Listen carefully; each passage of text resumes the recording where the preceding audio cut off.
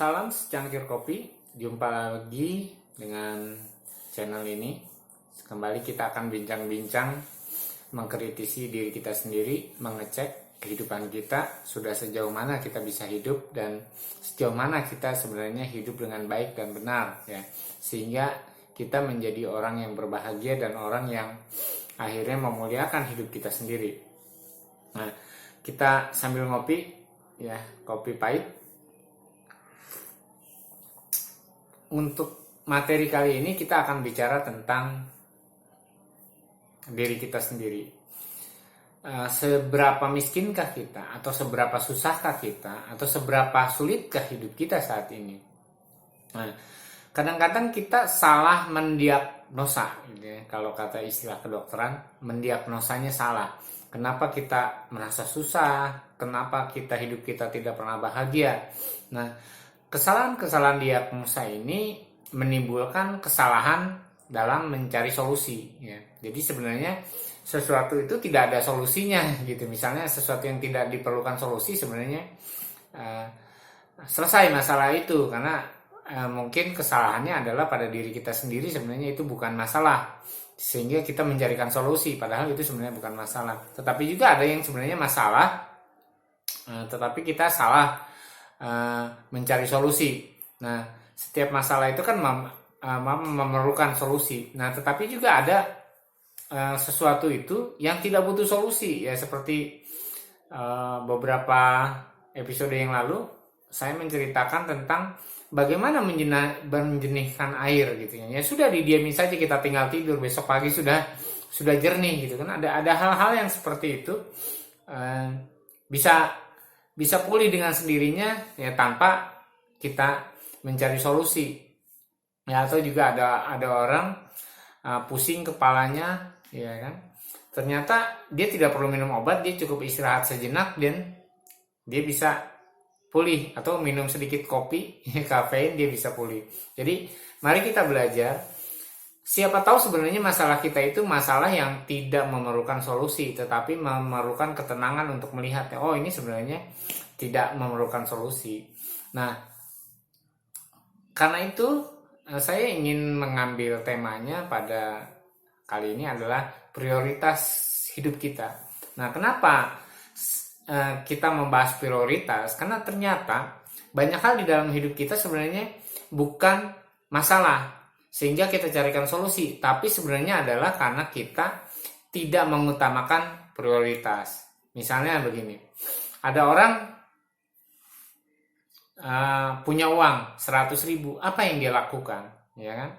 Mungkin dia akan beli sesuatu, atau dia akan membeli hadiah untuk orang lain, ya kan? Atau dia sebenarnya membutuhkan makanan dan minuman, atau dia membutuhkan biaya anak sekolah misalnya. Nah, ketika prioritasnya salah dan terbalik-balik, gitu kan, maka akan terjadi masalah. Ya, sebenarnya kalau uang 100.000 itu digunakan sesuai dengan prioritas yang ada, kebutuhan yang ada, maka itu sebenarnya tidak akan jadi masalah. Nah, akan menjadi masalah ketika itu misalnya uang 100.000 akhirnya dia pakai berjudi karena berharap untuk dia menambahi uangnya lagi, atau dia pakai untuk ada perlu kondangan padahal anaknya butuh sekolah. Akhirnya karena uangnya dipakai untuk jalan-jalan atau kondangan, akhirnya bermasalah dengan anaknya, gitu kan, yang sekolah itu misalnya. Nah, itu contoh hal yang harus kita pelajari bersama, ya. Berbagi pengalaman apa yang saya ceritakan, ada pengalaman pribadi saya dan pengalaman banyak orang juga yang saya ditemakan, gitu kan, supaya kita bisa memahami. Nah, yang pertama adalah dalam prioritas hidup kita itu, di dalam hidup kita tuh cuma ada dua sebenarnya. Ada yang penting dan tidak penting. Nah, jadi yang diutamakan yang mana? Yang penting dulu atau yang tidak penting? Tapi yang penting pun ada dua kategori, yaitu penting mendesak dan penting tidak mendesak, ya. Penting mendesak dan penting tidak mendesak. Misalnya gini, bayar sekolahan bulan depan itu penting, tapi tidak mendesak karena adalah bulan depan, ya kan.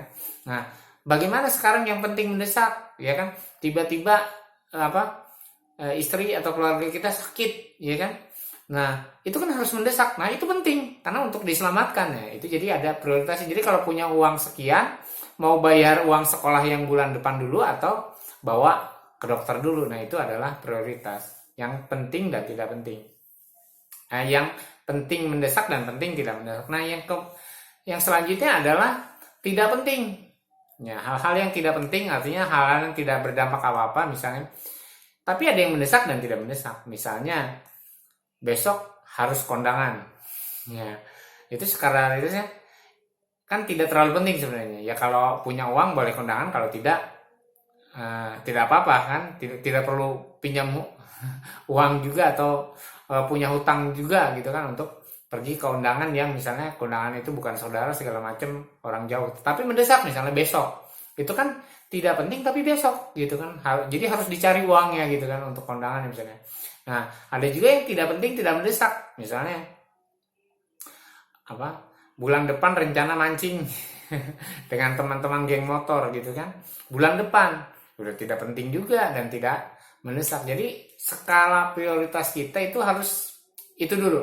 Kalau itu salah, antara yang penting dan tidak penting itu ditukar putar balik, ya maka akan terjadi yang namanya masalah.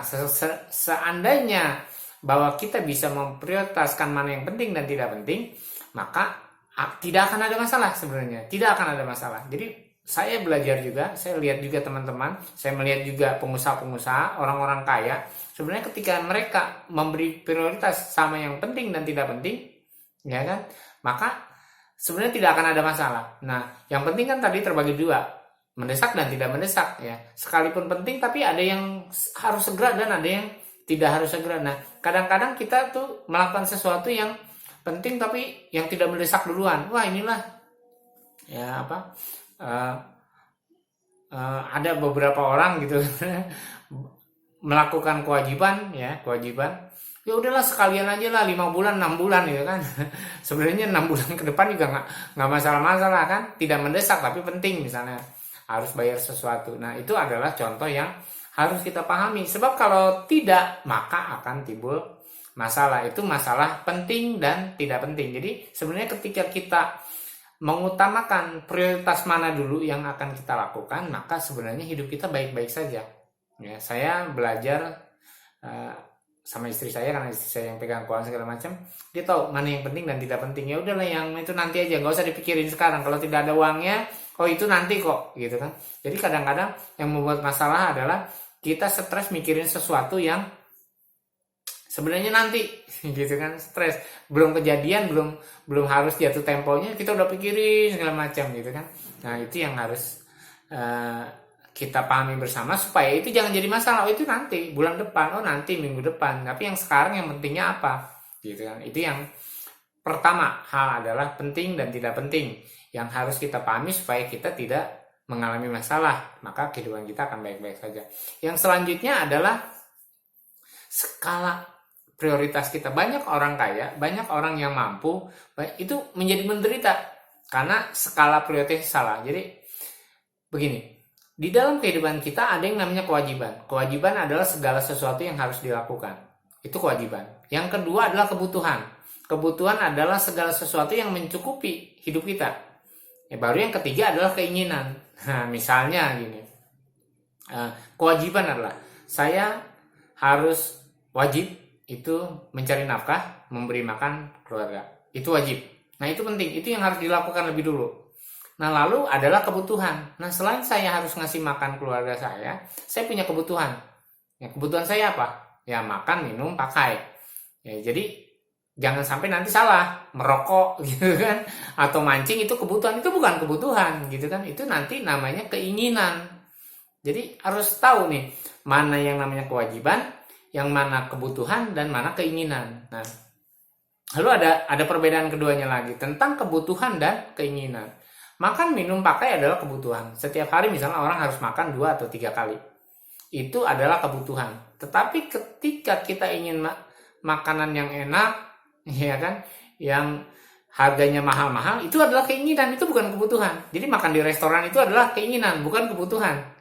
Karena berapa banyak pun yang kita makan, tetap semuanya menjadi kotoran gitu kan. Saudara, kita makan apapun, itu semua jadi kotoran. Terus kita misalnya makan buah banyak-banyak, itu adalah keinginan, wah enak nih makan banyak. Ingat, secara kimiawi, biologi gitu kan, semua vitamin yang kita makan itu pasti terbuang. Jadi vitamin itu tidak boleh lebih, tidak boleh kurang. Jadi kalau lebih pasti dibuang. Jadi percuma makan apel sampai 10 biji, percuma makan nanas sampai 5 biji, itu percuma, ya kan? Karena akan terbuang, karena di luar misalnya kebutuhan kebutuhan tubuh kita. Atau kita makan sate sampai 30 tusuk, ya itu juga percuma. Itu adalah keinginan, pengen memuaskan diri sendiri, tetapi itu bukan kebutuhan. Ya, kebutuhannya itu adalah makan. Makan itu adalah makan vitamin, makan karbohidrat, makan protein, ya kan? Nah, itu yang misalnya yang kebutuhan kita gitu. Jadi ketika itu salah, ya, salah kita membuatnya, maka akan terjadi masalah. Wah, saya dulu pernah, ya, karena teman saya banyak yang karyawan dan saya sih karyawan bebas lah.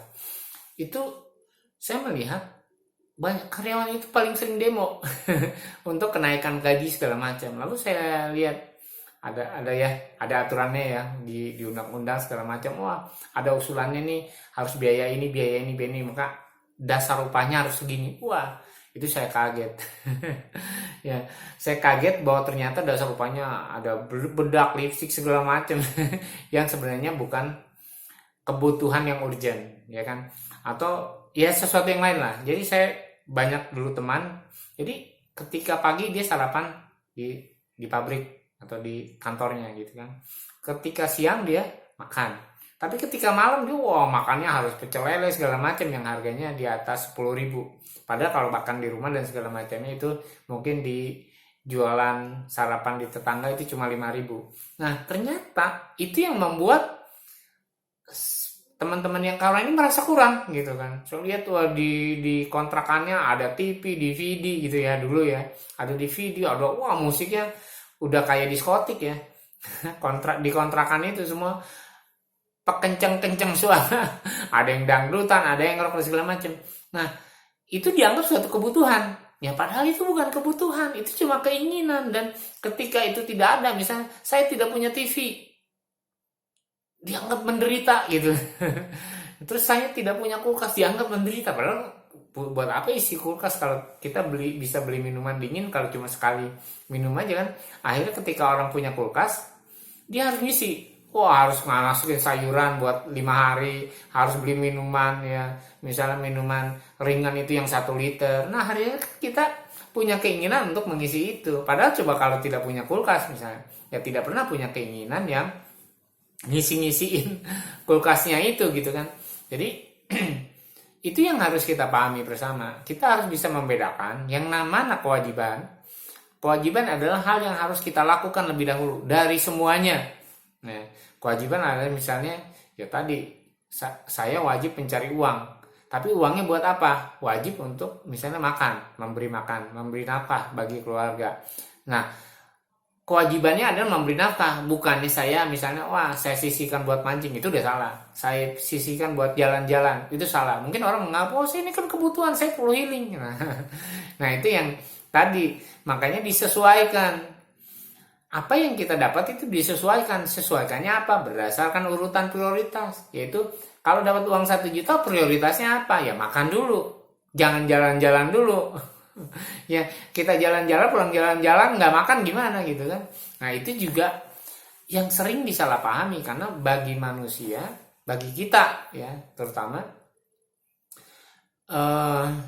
kita itu sering salah prioritas. Kita tidak bisa membedakan keinginan, kebutuhan, dan kewajiban. Nah, ketika itu terbalik, melakukan keinginan dulu, lalu kebutuhannya selanjutnya, baru kewajibannya belakangan. Jadi bayar utang dan segala macam belakangan. Jadi saya ketemu dengan seorang ibu yang bijak, ya. Dia belajar ekonomi. Jadi setiap kali dia dapat uang, dia punya amplop, dia kasih. Ini buat bayar listrik, ini buat bayar anak sekolah, ini buat makan segala macam. Nah, yang kekurangannya itu nanti dia cari. Tapi semuanya itu sudah ditulis di dalam satu amplop. Jadi bayar listrik itu tidak akan pernah telat, bayar sekolah tidak akan pernah telat, makan tidak akan pernah kekurangan, karena dia sudah kasih misalnya budget uang yang ada di amplop untuk makan adalah misalnya 300.000 dan itu seminggu. Nah, jadi berarti harus ngatur. Jadi 300.000 dibagi 6 hari gitu misalnya. Oh 50.000, apa yang dia bisa beli dengan itu? Nah, itu dia menggunakan skala prioritas. Jadi sehingga tidak ada yang bermasalah walaupun gajinya kecil, ya. Dia melakukan itu dan saya belajar dari ibu-ibu ini bahwa dia melakukan itu dia prioritas dan dia tidak pernah merasa berkekurangan dan bahkan ya saya bisa makan ngopi bebas ya di rumah dia kalau saya berkunjung. Tetapi dia bukan orang kaya yang uangnya berlimpah, enggak, karena dia sudah punya prioritas. Jadi kalau dia menyuguhkan kita makanan, kopi apa segala semuanya sudah ada tersedia gitu karena sudah ada pos-posnya gitu kan. Sehingga dia tidak harus nombok kalau ada sesuatu yang di luar dugaan gitu kan, misalnya ada yang sakit, semua sudah ada gitu kan. Nah, itu yang harus kita pahami di dalam skala prioritas sehingga kita tidak bermasalah. Yang membuat kita masalah adalah karena kita tadi terbalik-balik antara keinginan, kebutuhan dan kewajiban. Nah, ketika semua itu kita bisa atur dengan baik, sebenarnya tidak perlu solusi atas setiap masalah kita, cuma karena kita salah manajemen, salah mengatur sehingga timbul masalah. Sebenarnya kita membutuhkan solusi akhirnya mencari uang yang lebih, mencari pinjaman, mencari solusi lah atas segala masalah. Ini bicara tentang keuangan, tetapi sebenarnya ini bicara juga tentang segala hidup kita, waktu kita. Ya, banyak orang kaya, banyak orang mampu, tetapi waktunya tidak dipergunakan dengan baik sehingga waktunya banyak di luar, waktunya banyak di pekerjaan sehingga anaknya terlantar, istrinya terlantar, anaknya narkoba, ya segala macam. Waktu dengan Tuhannya tidak ada. Ada satu rohaniawan yang saya pelajari sejak dahulu kala dan itu sudah menyebarlah prinsip ini.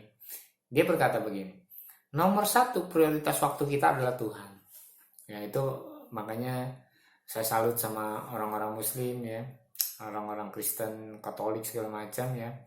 Itu mereka subuh-subuh bangun untuk berdoa lebih dahulu. Jadi sebelum melakukan aktivitas yang lain, ketemu Tuhan dulu. Memang cuma sebentar, paling lama 15 menit, 10 sampai 15 menit. Tetapi prioritas hidupnya adalah nomor 1 Tuhan. Diajarkan begitu dan dia kasih contoh semuanya. Nomor 2 prioritas waktu kita adalah keluarga. Ya, jangan sampai kita lebih dekat sama teman kita di luar, ya, tetapi kita jauh dari anak dan istri atau keluarga. Nah, itu akan menimbulkan masalah karena nanti komunikasinya akan rusak dan hancur. Nah, nomor 2-nya itu adalah keluarga. Memang itu adalah hal yang penting. Ketika kita sudah benar di dalam hubungan kita dengan Tuhan, nah hubungan kita dengan keluarga juga harus lebih penting daripada pekerjaan, daripada segala macamnya gitu kan. Nah, waktunya kita hitung saja gitu kan. Kita hitung mana yang lebih kita prioritaskan di waktu kita. Atau juga memang ada orang yang pekerjaannya lama, ya, pekerjaan waktunya dalam satu hari itu lama, lebih dari 8 jam misalnya. Tetapi kualitas waktunya, ya, misalnya hubungan dengan suami istri atau anaknya itu justru lebih baik walaupun ketemunya cuma sebentar, ya, karena ada kualitas yang dibangun sehingga kebanyakan orang tua, ya, termasuk saya, istri saya itu, saya wanti-wanti menjaga. Jadi saya sering ketemu dengan teman-teman orang tua berkata, kayaknya saya nggak ngajarin anak saya begini, kok anak saya jadi begini. Dia kaget. ada satu teman anaknya narkoba, dia kaget, kayaknya dia di rumah baik-baik saja. Itu karena dia tidak memiliki hubungan yang baik gitu dengan anak, sehingga dia tidak tahu sebenarnya karakter anak seperti apa, kebutuhan anaknya seperti apa. Atau dia kaget melihat suaminya selingkuh, ya, atau dia kaget lihat istrinya selingkuh, padahal semuanya udah ada, mau uang semuanya udah ada, kok tiba-tiba selingkuh. Nah, kebutuhan itu yang tidak terjawab, itu akhirnya menimbulkan masalah. Jadi ini yang harus kita pahami. Nah, nomor 3 dari skala prioritas waktu kita adalah baru pekerjaan, baru adalah uang, baru adalah misalnya sosial dan segala macam. Nah, itu pekerjaan yang ketiga. Nah, itu pun jangan sampai dibalik bahwa Tuhan itu tidak dianggap penting. Nanti kebanyakan manusia kan nomor 1 pekerjaan, uang dan segala mencari uang, nomor 2-nya keluarga, ya kan, nomor 3-nya baru Tuhan. Jadi kalau udah hancur-hancuran baru minta tolong, teriak-teriak baru Tuhan. Nah, sebenarnya tidak begitu.